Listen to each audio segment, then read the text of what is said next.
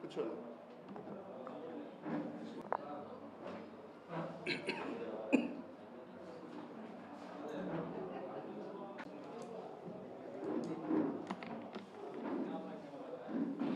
మజ్జిగ తాగి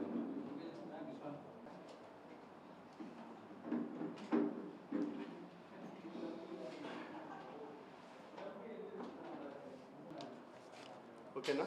fan of చేయాలా? అందరికీ నమస్కారం. మనం గత కొద్ది రోజులుగా చూస్తున్నాం, మావిగన్ అనే టాపిక్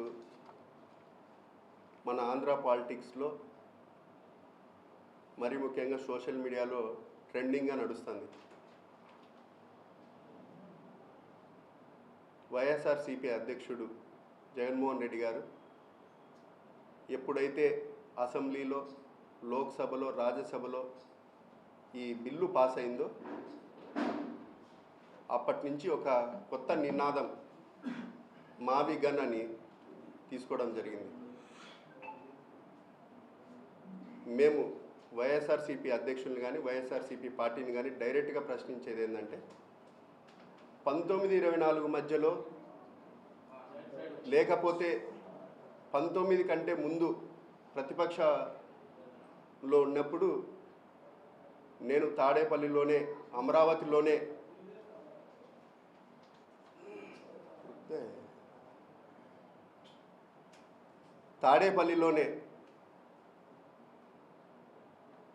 ఇల్లు కట్టుకుంటాను, నేను అక్కడనే రాజధానిని కొనసాగిస్తానని చెప్పి 3,000 ఎకరాలు కాదు 30,000 ఎకరాలు సేకరించాలని చెప్పి ప్రతిపక్షంలో ఉన్నప్పుడు ఒక మాట, 19లో గవర్నమెంట్లోకి వచ్చిన తర్వాత మూడు రాజధానులని, మూడు ముక్కలాటని ఒక కొత్త నినాదం తీసుకోవడం. ప్రజలు మిమ్మల్ని ముఖ్యమంత్రిగా చేసింది ఒక సుస్థిరమైన పాలన సాగించాలా, ఆంధ్రప్రదేశ్ అభివృద్ధి చెందాలనే ఉద్దేశంతో ఒక్క ఛాన్స్ అంటే ఆ రోజు మీకు అవకాశం ఇవ్వడం జరిగింది. కానీ మీరు ముఖ్యమంత్రి అయిన తర్వాత ఏ విధంగా నిరంకుశ పాలన, నేను ఏం చెప్తే అది జరగాల, ఒక రాక్షస పాలన, ఈ విధంగా 19 నుంచి 24 వరకు పూర్తిగా చాలా ఇబ్బందికరమైన వాతావరణంలో మన ఆంధ్రప్రదేశ్ని నెట్టడం, ఆర్థిక వ్యవస్థను పూర్తిగా నిర్వీర్యం చేయడం జరిగింది. ఈరోజు 1924 మధ్య మావిగన్ అనేది గుర్తుకు రాలేదా? ఆ రోజేమో వైజాగ్ ఒక క్యాపిటల్గా, అమరావతిని ఒక క్యాపిటల్గా, కర్నూలుని నాయక క్యాపిటల్గా మీరు చెప్పి ప్రజల్లో నుంచి ఒక వ్యతిరేకత భావం లేదా ప్రజల్ని కన్ఫ్యూజ్ చేసే పరిస్థితి ఆ రోజు తీసుకొని వచ్చినారు. ఈరోజు ఓడిపోయిన తర్వాత కూడా మళ్ళా ఇది కేవలం పెట్టుబడిదారులను లేదా ప్రజల్ని కన్ఫ్యూజ్ చేసి ఒక భయభ్రాంతులకు గురి చేయడం తప్ప వేరే విషయం కాదని కూడా ఈ సందర్భంగా తెలియజేస్తున్నా. ఈరోజు రాష్ట్రం పూర్తిగా అభివృద్ధి పదంలో ముందుకు సాగుతూ ఉంది. ఈరోజు చంద్రబాబు నాయుడు గారు 4వ సారి ముఖ్యమంత్రిగా, కూటమి ప్రభుత్వం, సెంట్రల్ గవర్నమెంట్ మనకు పూర్తి స్థాయిలో మద్దతు ఇస్తూ వీళ్ళకు రాజధాని లేని రాష్ట్రంని ఆ రోజు ఇవ్వడం జరిగింది. స్టేట్ రీఆర్గనైజేషన్లో వీళ్ళకి చాలా అన్యాయం జరిగింది.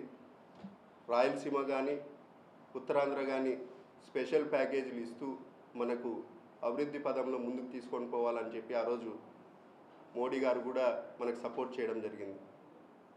ఈ విధంగా డెవలప్మెంట్ జరుగుతూ ముందుకు పోతూ ఉంటే ఒక సైడు మనకు వైజాగ్ తీసుకుంటే గూగుల్ డేటా సెంటర్లు, ఈరోజు కంప్రెస్డ్ బయోగ్యాస్ యూనిట్లు, పోర్ట్సు, నేషనల్ హైవేసు, ఇవన్నీ కేంద్ర ప్రభుత్వం మద్దతుతో ఈరోజు మన ఆంధ్రప్రదేశ్ డెవలప్మెంట్ సాగుతుంటే ఇది ఓర్వలేక డైవర్షన్ పాలిటిక్స్ని క్రియేట్ చేయడం తప్ప వేరేది లేదని కూడా ఈ సందర్భంగా తెలియజేస్తాను.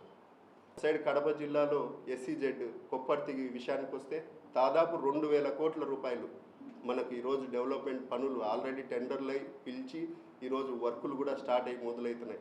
కాబట్టి ఒక సైడు కడప జిల్లాకు 1924 మధ్యలో గత ప్రభుత్వం అవినాష్ రెడ్డి గారు కానీ లేదా వాళ్ళ ఎమ్మెల్యేలు కానీ పూర్తిగా పట్టించుకోకుండా పోయినారు కడప జిల్లాని. కేవలం అధికారము వాళ్ళ ఎంజాయ్మెంట్ పరిస్థితి తప్ప ఏమైనా ఉద్యోగ అవకాశాలు కల్పించే విషయంలో కూడా పూర్తిగా వాళ్ళు పట్టించుకోకుండా గత 30 ఏళ్ళగా ఒకరే రాజకీయం, కడప జిల్లా రాజకీయం వాళ్ళే చేస్తూ ఉన్నారు. నిరుద్యోగ యువతకు సమాధానం చెప్పమంటే చెప్పలేరు. ఒక పులివెందల్ని ఏ విధంగా ఆదాయ వనరుగా మార్చుకున్నారు తప్ప అక్కడ కూడా డెవలప్మెంట్ అనేది పాడా నిధులు అని చెప్పినారు. మిగతా 7 నియోజకవర్గాల్లో 1000-1200 కోట్లు పాడా నిధులు పెట్టినప్పుడు కనీసం మిగతా నియోజకవర్గాలకు 100-150 కోట్లన్నా పెట్టింటే వాళ్ళకు ఇంకా అభివృద్ధి పదంలో ముందుకు పోయేది. కానీ తెలిసి పనితీరు సరిగ్గా లేదు కాదు, అది మన ఇంటర్నల్ మా పార్టీకి సంబంధించినది. పనితీరు అని కాదు, మాకు ఒక ప్రోటోకాల్గా పెట్టి ప్రతి అందుబాటులో ఉండాలా అనే దాంతో కార్యకర్తలకు అందుబాటులో ఉండాలి. అది పార్టీ విషయం, వాళ్ళ పనితీరు మీద కాదు, అది పార్టీ పనితీరు మీద. అంటే ప్రజలకు అందుబాటులో ఉండాలా, ఈ డెవలప్మెంట్ విషయంలో కానీ ఉద్యోగాల విషయంలో కానీ పలికేదంతా ఉండాలి. అది ఒక ప్రోటోకాల్గా పెట్టినారు, అది ఇంటర్నల్ ఇష్యూ, పార్టీ ఇష్యూ.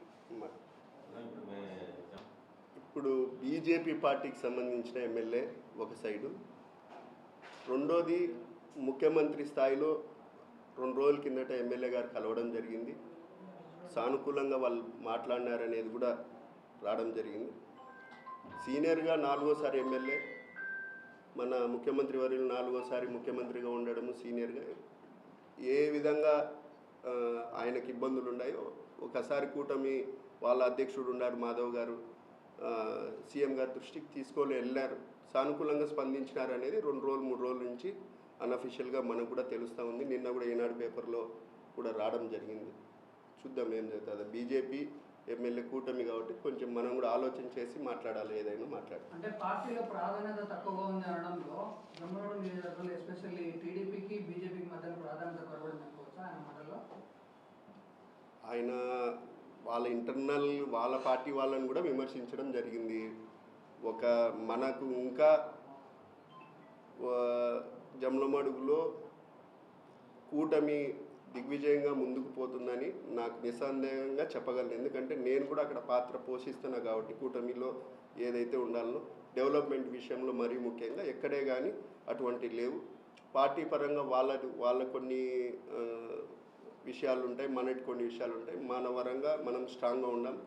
వాళ్ళ కూటమి పరంగా ఇప్పుడు జనసేన కానీ బీజేపీ కానీ కొన్నిసార్లు ఇబ్బందికరమైన పరిస్థితులు ఉంటాయి, కానీ అది చర్చించుకొని కూటమిలో ఉన్న అధ్యక్షులతో మాట్లాడుకొని చేయాల్సిన పనులు ఉన్నాయి. నాకు కొన్ని విషయాలు జరిగినవి ఏ పార్టీలో ఉన్నా ఎవరు ఎక్కడ ఉన్నా కూడా అది ఖండించాల్సినటే.